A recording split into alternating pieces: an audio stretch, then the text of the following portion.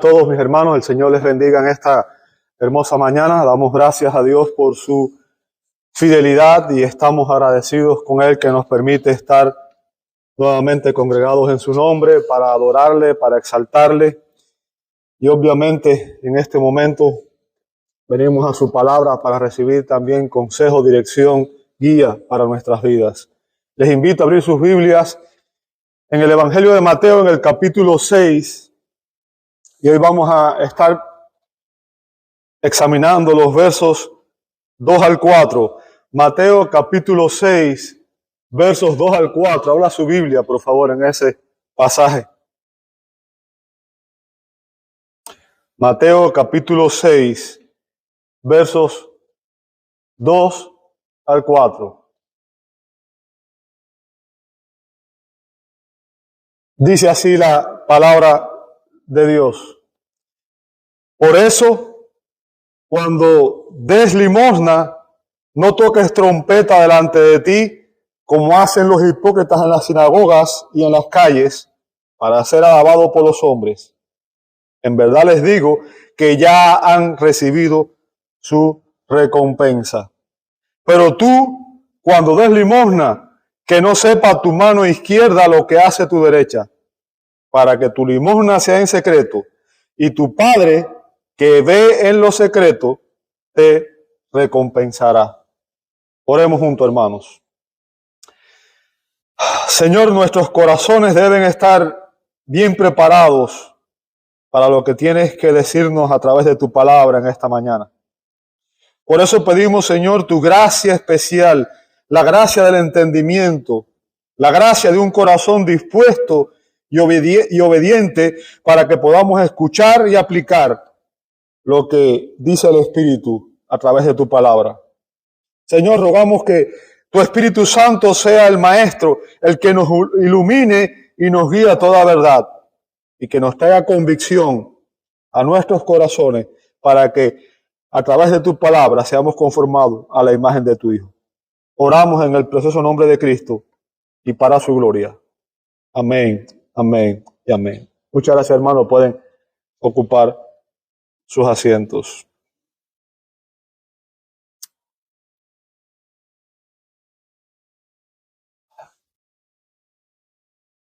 Después de haber confrontado las falsas tradiciones de los ancianos, después de haber confrontado las falsas enseñanzas de los ancianos, Jesús se propone confrontar las falsas prácticas también que ellos tenían. ¿Sabe? Para los judíos habían tres grandes obras cardinales de la vida religiosa. Tres grandes pilares sobre los que descansaba la vida religiosa, que eran el dar limosnas, la oración y el ayuno. Estas tres obras eran los grandes pilares de la fe judía. Y el Señor pone en evidencia que incluso esas obras de justicia pueden hacerse por los motivos equivocados. Jesús usó los tres ejemplos más importantes de devoción religiosa del judaísmo para ilustrar su punto. Cristo utiliza ahora el principio general que Él estableció en el verso 1. Recuerdan, Jesús nos enseñó que todo lo que hacemos debe ser para la gloria de Dios. Todo debe hacerse, todo lo que hagamos debe hacerse para la gloria de Dios. Y toma ese principio y lo aplica a cada uno de estos tres ejemplos. Comenzando con el de dar limosna, con el de dar a las personas necesitadas. Y Jesús contrasta aquí dos prácticas antitéticas a la hora de dar. O sea, dos prácticas totalmente opuestas a la hora de dar. ¿Qué prácticas son estas? Bueno, en estos versos vamos a ver el contraste entre la práctica rechazada por Dios en el verso 2 y la práctica recompensada por Dios en los versos 3 y 4. Vamos a empezar con la práctica rechazada por Dios. En el verso 2, note que Jesús comienza diciendo, por eso, y obviamente lo que está haciendo ahí es conectar lo que acaba de decir en el verso 1 con lo que va a empezar a decir ahora en el verso 2. Por eso, cuando des limosna, ¿sabe? El término limosna ahí es la traducción de un sustantivo griego que significa hacer obras de caridad, acciones por compasión a los pobres. Y es el término del cual obtenemos nuestra palabra en español beneficencia. ¿Ok? Beneficencia. Y es utilizado como un sinónimo de la caridad, hacer obras de caridad o de beneficencia. Ahora, algo que debemos entender es que en aquel contexto, en el contexto en que Jesús estaba hablando, no había programas de ayuda del gobierno, no habían programas de ayuda gubernamentales como la hay hoy. No existían orfanatos, no existían lugares donde las personas podían ir a recibir ayuda. Así que debemos entender esto en este contexto, ¿cierto? Ahora, también debemos comprender que cuando usted estudie la Escritura a lo largo del Antiguo Testamento, todo el Antiguo Testamento, tanto en la ley de Moisés como en la literatura sapiensal, como en los profetas, vemos que Dios ordenó, fíjense que no sugirió, Dios ordenó a su pueblo que debía ayudar a los pobres. Fue un mandato de Dios a su pueblo. Por ejemplo, voy a dar algunos textos, obviamente por razón de tiempo no voy a citar muchos, ¿verdad? Si usted ve en Deuteronomio capítulo 15, verso 11, dice, porque nunca faltarán pobres en tu tierra. Por eso te ordeno con liberalidad. Y sabe, la palabra liberalidad puede ser también traducida como con generosidad. Con generosidad abrirás tu mano a tu hermano, al necesitado y al pobre en la tierra. Levítico 19:10, tampoco rebuscarás tu viña, ni recogerás el fruto caído de tu viña. Lo dejarás para el pobre y para el extranjero. Yo soy el Señor su Dios. Proverbios 19:17, el que se apiada del pobre presta al Señor y Él lo recompensará por su buena obra. Y así usted puede ver que hay pasajes a lo largo del Antiguo Testamento en los cuales Dios ordena a su pueblo que socorra a los pobres, que ayude a los pobres. William Barclay afirma que para los judíos la limosna era el deber religioso más sagrado.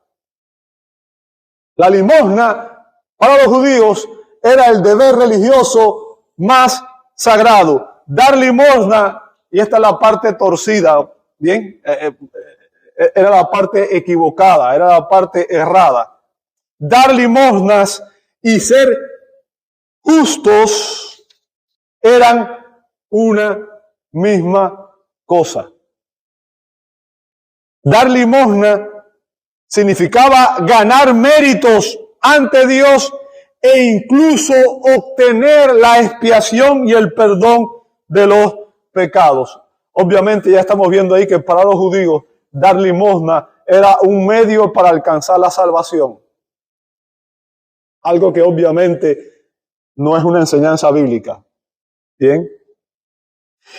Y él menciona un dicho rabínico que afirmaba que mayor es quien da limosnas que quien ofrece todos los sacrificios. Recuerden, los sacrificios era el modo con el cual los hombres buscaban el perdón y la reconciliación con Dios. Y para ello era primario las limosnas por encima aún de los sacrificios. La limosna ocupaba el primer lugar en el catálogo de las buenas obras. O sea, era lo más importante para ellos. Así que era entonces natural e inevitable que aquellos hombres que deseaban ser vistos como piadosos, como realmente creyentes, dieran limosnas. Dieran limosnas. Ya enfaticé el hecho de que hay un error aquí, porque ellos estaban viendo las limosnas como un medio de obtener la gracia, el favor, la misericordia de Dios. ¿Ok? Ahora, note que Jesús dice a continuación, cuando des, ¿a quién le está hablando? Le está hablando a sus discípulos. Y el Señor obviamente esperaba que sus discípulos fuéramos dadores generosos. Fuéramos también, estuviéramos dispuestos a ayudar a los necesitados. Por tanto, lo que quiero que entienda es que Jesús no está confrontando aquí la generosidad de su pueblo. No está confrontando el hecho que su pueblo debe sentir compasión y socorrer a los necesitados. Eso no es lo que está confrontando, sino la hipocresía detrás de la acción. La práctica detrás de la acción. La Biblia nos enseña que el dar es una práctica que debe ser exclusiva entre Dios y usted. El apóstol Pablo dijo en 2 Corintios 9:7, cada uno dé como propuso en su corazón, no de mala gana, ni por obligación, porque Dios ama al que da con alegría. En otras palabras, cada uno de nosotros, cuando va a dar, ya sea limosna o ya sea ofrenda o lo que vaya a dar, debe hacerlo con una actitud del corazón, no por obligación y no de mala gana. Si usted al meter la mano en el bolsillo siente, no quiero hacer esto, mejor no lo haga. Porque de otro modo no está haciendo algo que realmente agrade a Dios. O sea, no debemos hacerlo ni por mala gana ni por obligación. La Biblia nos enseña que es un deber de todos los discípulos de Cristo el dar según sus posibilidades, según nuestras posibilidades individuales. Y como explica el doctor James Montgomery Boyce, en el mundo actual la caridad se practica a gran escala y se considera el resultado natural de la benevolencia innata del espíritu humano. O sea, mucha gente piensa que la razón por la cual se hacen obras de beneficencia es porque los seres humanos somos buenos.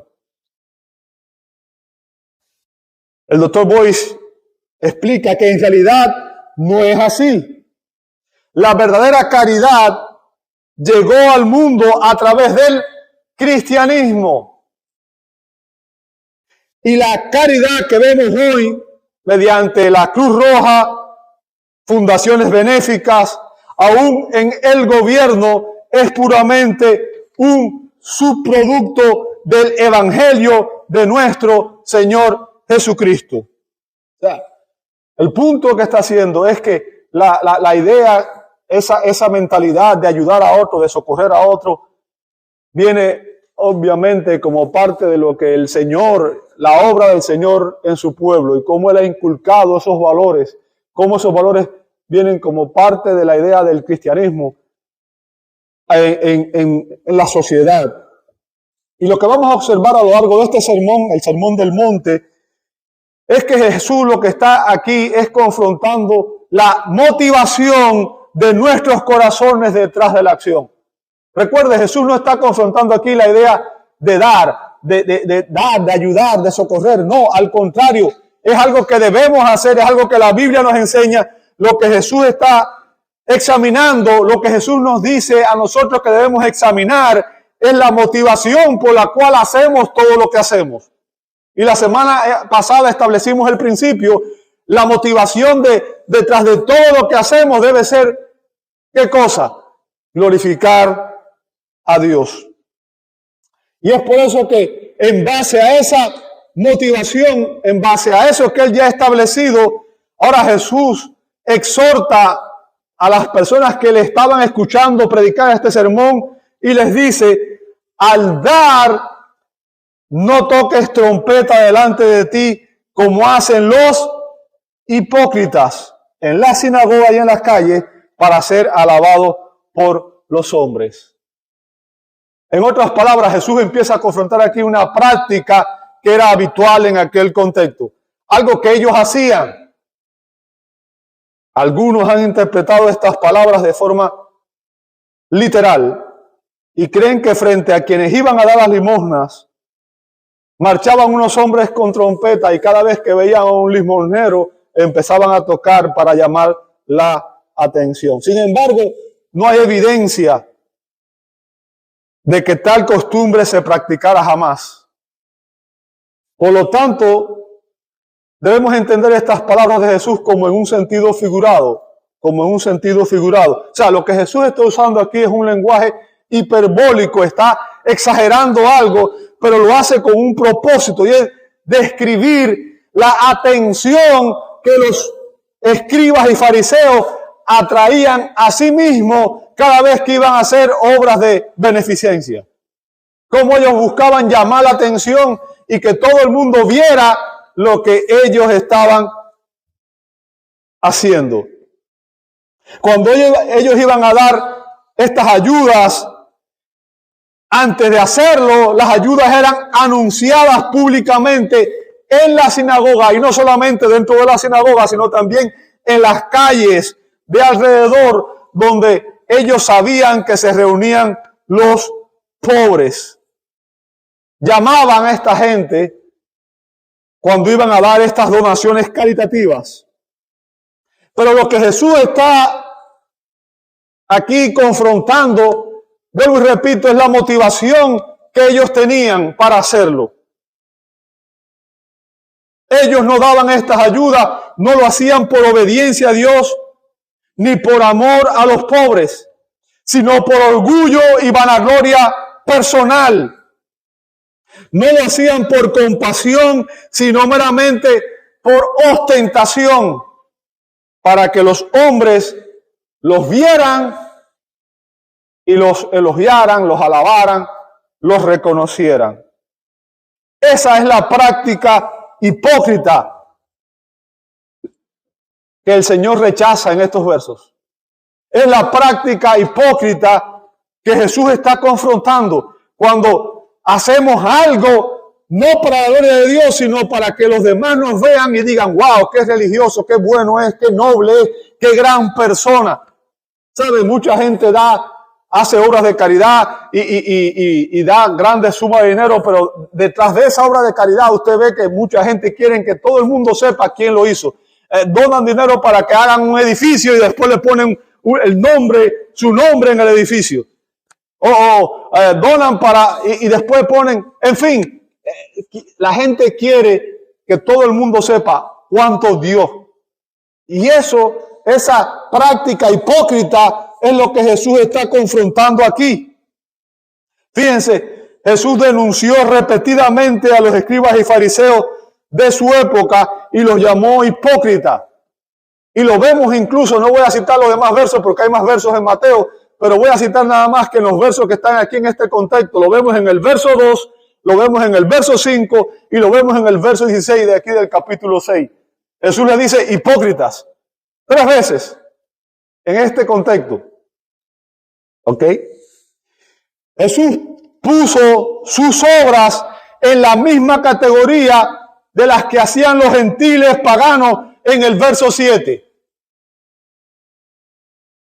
Note, está hablando de los escribas y los fariseos, y cuando habla de la oración, pone sus prácticas al mismo nivel de las obras que hacían los gentiles paganos. Y eso está implicando que para Jesús los hipócritas estaban en la misma condición espiritual que los gentiles que no conocían a Dios. Porque estaban perdidos, a pesar de toda su actividad religiosa, a pesar de todo lo que hacían, a pesar de todas sus ofrendas, de todas sus oraciones, a pesar de todos sus ayunos, dice Jesús, ustedes están perdidos. Ustedes no conocen al Dios vivo y verdadero. Note, hacían obras religiosas, pero la motivación no era la correcta y por tanto el resultado no era el correcto. Ahora, el punto es que obviamente un discípulo de Cristo no debe ser un hipócrita. No debe ser un hipócrita o no es un hipócrita. Pero Jesús advirtió en Mateo 16:6 a sus discípulos, les dijo, estén atentos y cuídense de la levadura de los fariseos y saduceos. ¿Sabe? El Señor advierte a sus discípulos del peligro que representaban no solamente las falsas enseñanzas de estas personas, sino también las prácticas dañinas que ellos tenían. O sea, la hipocresía con la cual practicaban sus obras. Recuerde, las obras no salvan a nadie. Las obras son un fruto de la salvación. Nadie va a ser salvo por obra. Podemos hacer muchas obras, pero las obras incluso no tienen ningún valor si no se hacen con la motivación correcta, con el propósito correcto, que es traer gloria a Dios. Los fariseos predicaban, pero no practicaban. Y ponían énfasis en la apariencia externa para ser visto por los hombres, en lugar de ser sinceros en su fe. ¿Sabe? El término hipócrita que usa Jesús aquí es una palabra antigua que se usaba para referirse a un actor. Y todo el mundo sabe lo que es un actor, ¿verdad? Conocemos los actores de películas y de novelas y de todas esas cosas. O sea, un actor es un intérprete.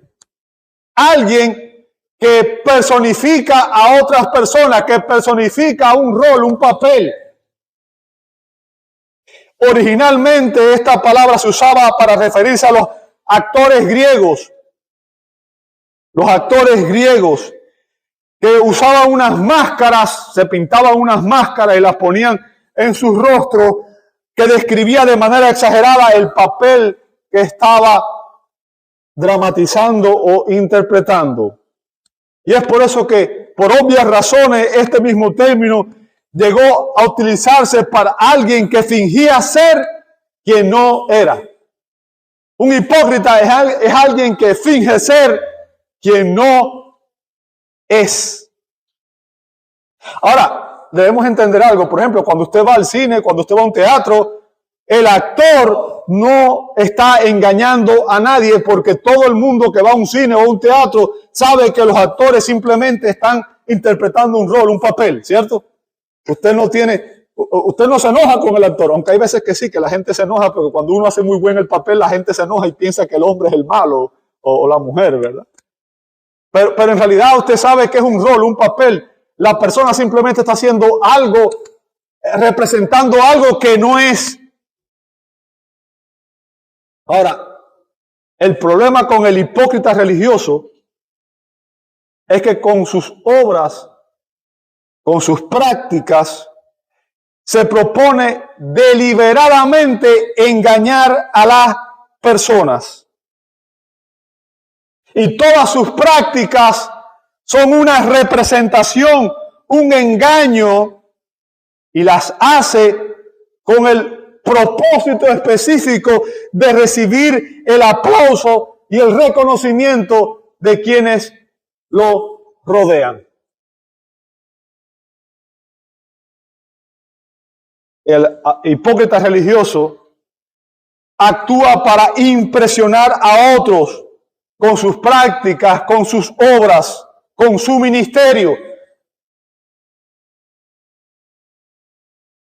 Sí, podemos ser hipócritas siendo pastores, siendo ancianos, siendo líderes de una congregación. De hecho, Jesús está confrontando a los líderes de aquel contexto. Y es por eso que toda persona debe examinar su propio corazón. Todos nosotros debemos examinar nuestro propio corazón. Esto que yo hago, lo hago con la motivación correcta, es para adorar a Dios, es para la gloria de Dios, o estoy buscando reconocimiento humano. La Biblia está llena de ejemplos de hipócritas religiosos. Y no voy a citar muchos porque obviamente yo creo que ustedes conocen la mayoría. Simplemente voy a citar, por ejemplo, Judas Iscariote.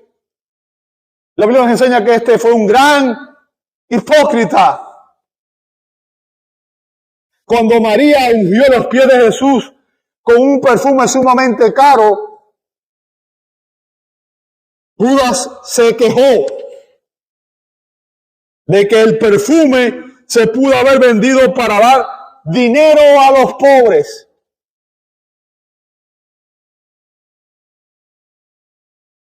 Pero la Escritura nos dice en Juan 12:6 que dijo esto no porque se preocupara por los pobres, sino porque era un ladrón y como tenía la bolsa del dinero, sustraía de lo que echaba en ella. ¿Se da cuenta? Fingió, los pobres, ese dinero había que haber usado para ayudar a los pobres, pero lo estaba haciendo por codicia, no porque realmente le importaran los pobres. Era un hipócrita. Otros hipócritas que vemos fueron Ananías y Zafira, ¿recuerda? En el libro de los Hechos, ellos afirmaron hipócritamente que habían donado a la iglesia todos los ingresos de la venta de una propiedad, cuando en realidad se habían quedado con una parte de ese dinero. Obviamente su objetivo era buscar reconocimiento humano, era buscar que la gente dijera, ¡wow! ¡Qué buenos eran Ananías y Zafira! ¿Cierto? Lo que ellos no contaron fue con que el Señor iba a ejercer disciplina inmediata en su iglesia. ¿Sabe? El Señor disciplina a su iglesia. A veces no lo hace de manera inmediata como aquí, pero créame, la Biblia dice que el Señor disciplina a su iglesia. Cada vez que practicamos la Santa Cena, se estamos diciendo, hermano, como advirtió Pablo, no participe de la Santa Cena sin arrepentirse de sus pecados. Porque el Señor disciplina a su iglesia. ¿Y qué pasó con ellos? Ese mismo día, los dos murieron. Usted puede ver eso en Hechos capítulo 5, versos 1 al 10. Un hipócrita religioso actúa para impresionar a otros con sus obras, con su ministerio, mientras su propia alma se marchita. Su propia alma se marchita. O sea, sabe que no está haciendo las cosas para la gloria de Dios, sabe que no está en el camino correcto, pero sigue en ese camino porque su única intención es recibir recompensa, reconocimiento humano. La motivación por las que los hipócritas daban limosna, según Jesús, dice aquí, era para ser alabados por los hombres. O sea, esa era su meta, su objetivo, ser alabado, ser reconocido por los hombres. No lo hacían por compasión al prójimo, por amor a su prójimo. Y tampoco lo hacían para glorificar a Dios, sino que buscaban su propia gloria, su propio reconocimiento, exaltarse ellos mismos. Note cuál es la conclusión de Jesús. Note cuál es la conclusión de Jesús. Dice Jesús, en verdad les digo que ya han recibido su recompensa. ¿Sabe? También puede ser traducido de esta manera. En verdad les digo que ya han recibido el pago completo. El pago completo. O sea, el término que se usa es un verbo griego, que era un término técnico, comercial, y quería decir recibir el pago total y entregar un recibo por él. era cuando ya se hizo el pago, ya la transacción está completa, está cancelada. No vas a recibir nada más a cambio. Y déjeme decirle, no sé si usted entiende lo que yo estoy explicándole, pero estas palabras de Jesús son aterradoras. Aterradoras. Dan pánico. Porque están diciendo que si lo único que buscas es la gloria de los hombres, eso es todo lo que vas a obtener. Es todo lo que vas a obtener.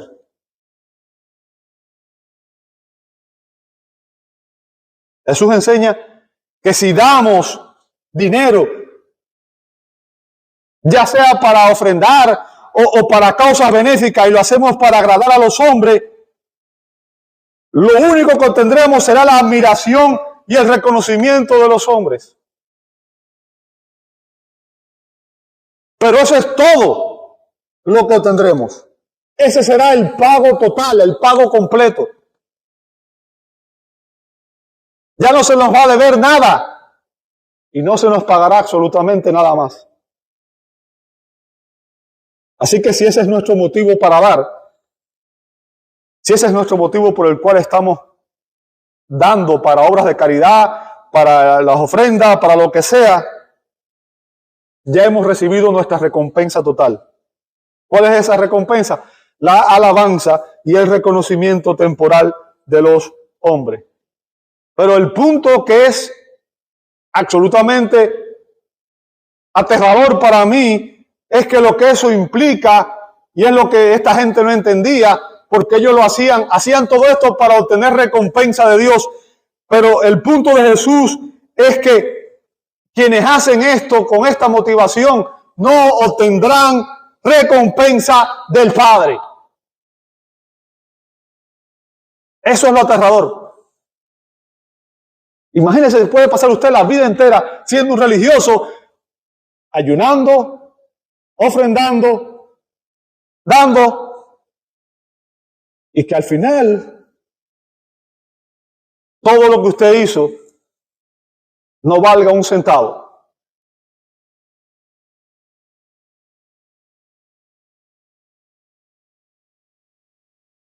Si todo lo que buscamos es el reconocimiento temporal de los hombres, no obtendremos recompensa del Padre. No habrá recompensa eterna.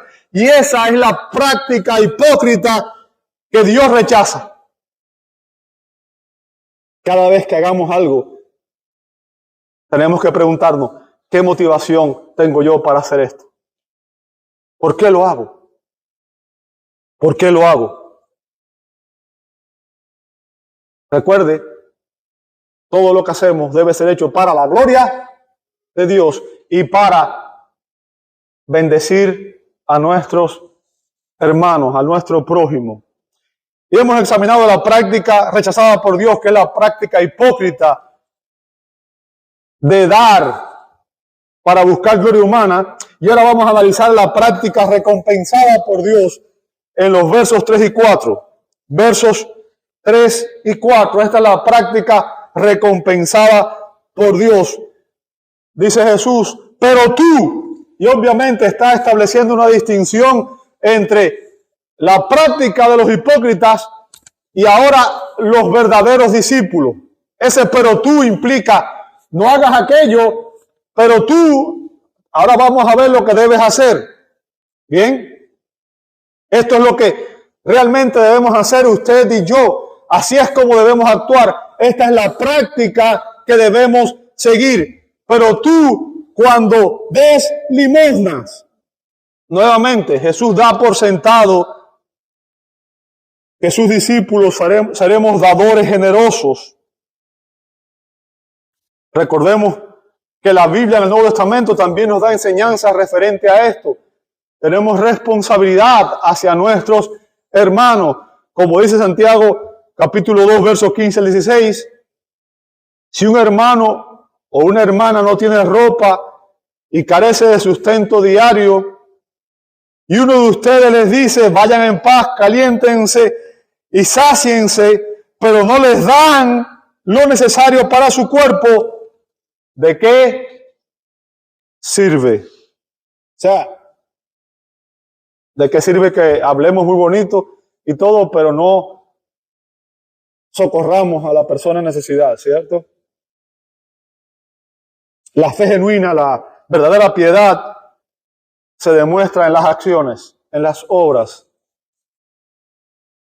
El apóstol Juan también dijo en 1 de Juan 3, 17 al 18, y hago esta aclaración simplemente para que usted entienda que la enseñanza de socorrer a los necesitados no es solo del Antiguo Testamento, es algo que se espera de la iglesia, del pueblo de Dios. Bien, 1 de Juan 3, 17 al 18 dice, pero el que tiene bienes de este mundo y ve a su hermano en necesidad y cierra su corazón contra él, ¿cómo puede morar el amor de Dios en él? Hijos, no amemos de palabra ni de lengua, sino de hecho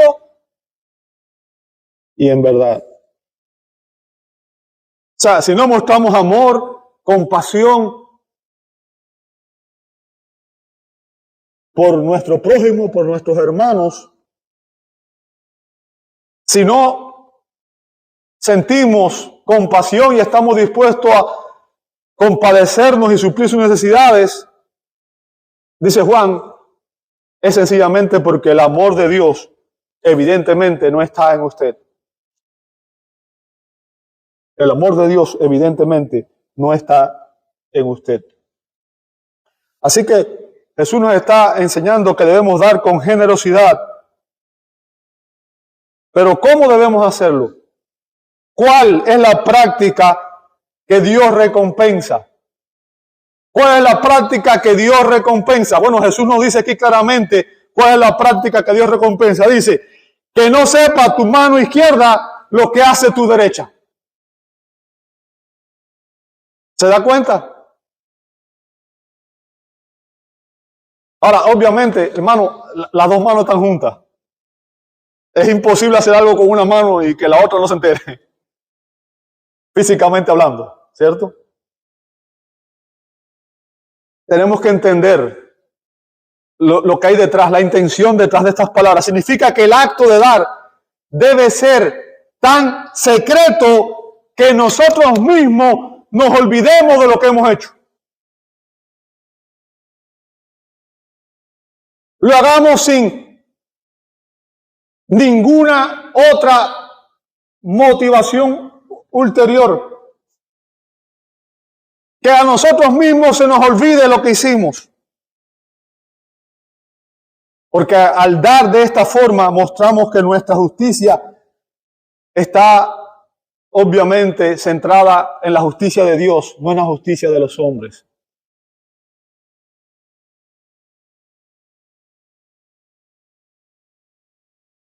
Y note en el verso 4 Jesús dice, para que tu limosna o tu obra de caridad sea ¿en qué? En secreto. ¿Se da cuenta? Ese es el punto. O sea, debemos tratar de hacer nuestras obras sin llamar la atención. Y digo, aclaro algo, no significa que siempre vamos a poder hacerlo de esa manera. Hay ocasiones en las cuales tenemos que hacer cosas evidentemente delante de otras personas. Pero lo que Jesús está diciendo es que no llames a otra gente para que la gente vea lo que tú vas a hacer. No te exhibas, no muestres al mundo cuán dador tú eres, cuánto tú das. Para que tu limosna sea en secreto y tu Padre que ve en lo secreto, escuche esa, ahí está el kit de todo lo demás.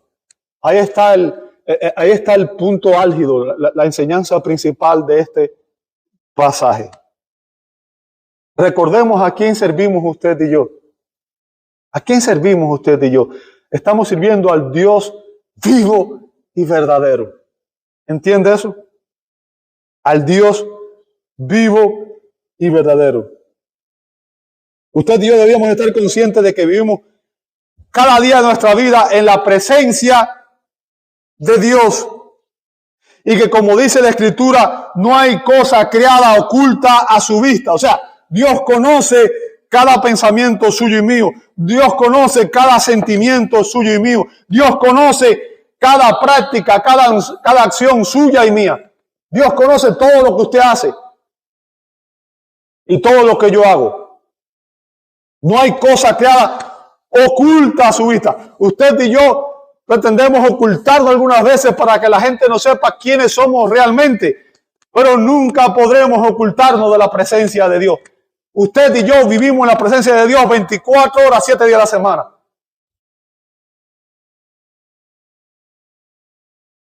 Otras veces he dicho, si el próximo domingo aquí fuéramos capaces de poner una película con todo lo que nosotros pensamos, sentimos e hicimos durante una semana, ¿cuánto vendríamos el domingo que viene?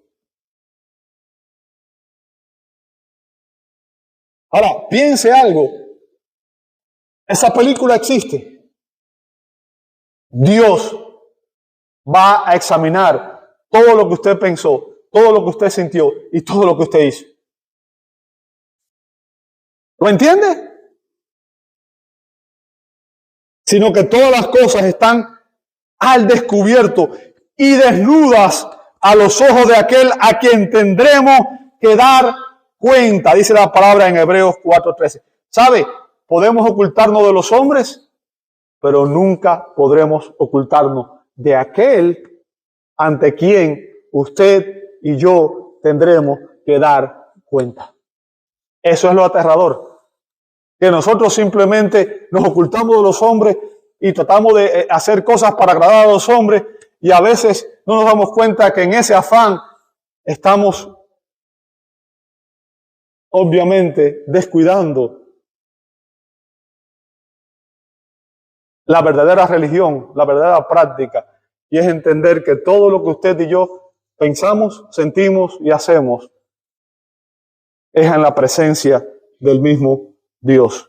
Dios ve y lo sabe todo. Aterrador, ¿cierto? No queremos que nadie sepa quiénes somos realmente. No queremos que nadie nos conozca.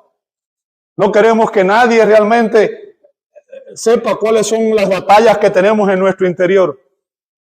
Pero déjame decirte algo.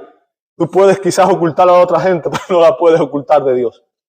Dios lo ve y lo sabe todo de ti, todo de mí, todo. Él dijo, Jeremías 17:10, yo el Señor escudriño el corazón, pruebo los pensamientos.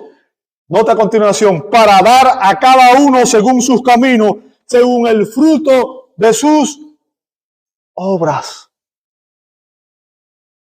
¿Sabe? A diferencia de los hombres, a los cuales usted y yo podemos engañar e impresionar con nuestras obras, la Biblia nos dice que Dios no ve como el hombre ve, pues el hombre mira la apariencia exterior, pero el Señor mira el corazón. Primera de Samuel, capítulo 16, verso 7.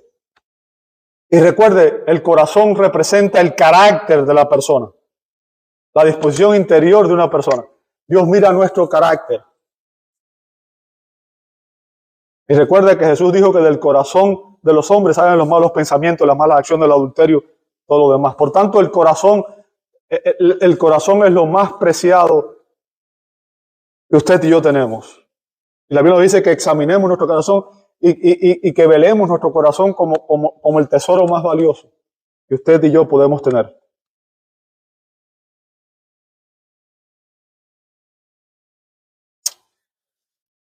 Con respecto a la justicia, si tomamos el principio general del verso 1 y lo aplicamos en el ámbito de dar, ¿cuál debía ser el resultado entonces? Aun cuando hagamos nuestras obras en secreto y no recibamos ningún reconocimiento de los hombres, usted y yo tenemos que tener clara la motivación que tenemos que tener detrás de todo lo que hacemos. Y la motivación es esta. Usted y yo tenemos una audiencia, la más importante audiencia que usted y yo tenemos, ¿cuál es? Es Dios. Y cuando nuestra motivación principal es agradar a esa audiencia por encima de cualquier otra, dice Jesús. Jesús declara que su Padre, que nuestro Padre Celestial, dice, nos te recompensará.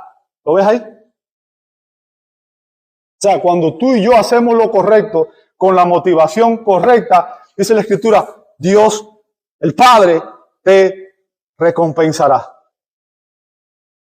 La práctica que Dios recompensa y bendice es la que se hace y se olvida. La que se hace para glorificar a Dios y por amor al prójimo.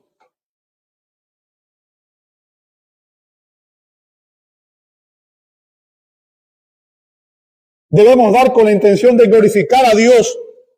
Y de ser posible debemos hacerlo anónimamente. De esa manera, nuestras acciones no van a influir en la opinión que los demás tengan de nosotros. Por tanto, lo que hacemos queda entre Dios y nosotros. Y es Él quien va a evaluar nuestros verdaderos motivos y si realmente fueron motivos piadosos, si realmente lo hicimos para su gloria y por amor a esa persona, por compasión a esa persona, entonces vamos a recibir la recompensa que Él tiene para nosotros. En el día del juicio, nuestro Señor Jesucristo recordará y evaluará todas las buenas obras que usted y yo hicimos, incluso aquellas de las cuales ya nos hemos olvidado. Pero ¿sabe qué? Dios nunca olvida. Dios nunca olvida. Si usted ve Mateo 25, 34 al 40, dice la Escritura, entonces el rey dirá a los de su derecha, vengan, benditos de mi Padre, hereden el reino preparado para ustedes desde la fundación del mundo. ¿Por qué? Porque tuve hambre y ustedes me dieron de comer. Tuve sed y me dieron de beber. Fui extranjero y me recibieron. Estaba desnudo y me vistieron. Enfermo y me visitaron. En la cárcel y vinieron a mí. Entonces los justos le responderán diciendo, Señor, ¿cuándo te vimos hambriento y te dimos de comer? ¿O sediento y te dimos de beber? ¿Y cuándo te vimos como extranjero y te recibimos? ¿O desnudo y te vestimos? ¿Cuándo te vimos enfermo o en la cárcel y vinimos a ti? El rey le responderá, en verdad les digo, que en cuanto lo hicieron a uno de estos mis hermanos míos, aún a los más pequeños, a mí me lo hicieron. A mí me lo hicieron. Amado, la práctica que el Señor condena es la hipocresía, la práctica hipócrita de hacer cualquier cosa para obtener reconocimiento y recompensas humanas. La práctica que Dios bendice es cuando hacemos nuestras obras por amor al prójimo, pero sobre todas las cosas la motivación principal siempre debe ser la gloria de Dios, porque esa es la única práctica que Dios bendice y recompensa. Te invito a orar. Padre, Señor, tu palabra nos enseña que tú miras el corazón. Señor, ayúdanos a hacer tu voluntad de corazón. Que nuestra generosidad al dar nazca de un corazón rendido a tu voluntad y apasionado por tu gloria. Que nunca demos como los escribas y los fariseos, ya sea tratando de comprar la entrada a tu reino, Señor, por hipocresía o jugando un juego espiritual, cuando en realidad todavía somos carnales y estamos sin Cristo. Ayúdanos a dar en secreto, sabiendo que, Señor, tú recompensarás. Señor, que en lugar de dar con la intención de recibir una recompensa humana, una recompensa temporal, inútil, vacía, en lugar de buscar el aplauso y el reconocimiento de los hombres, que lo hagamos, Señor, buscando siempre dar gloria a tu nombre. Porque sabemos que de esa manera estaremos manifestando que realmente somos tus hijos. Oramos en el precioso nombre de nuestro Señor Jesucristo y te damos gracias. Amén, amén y amén.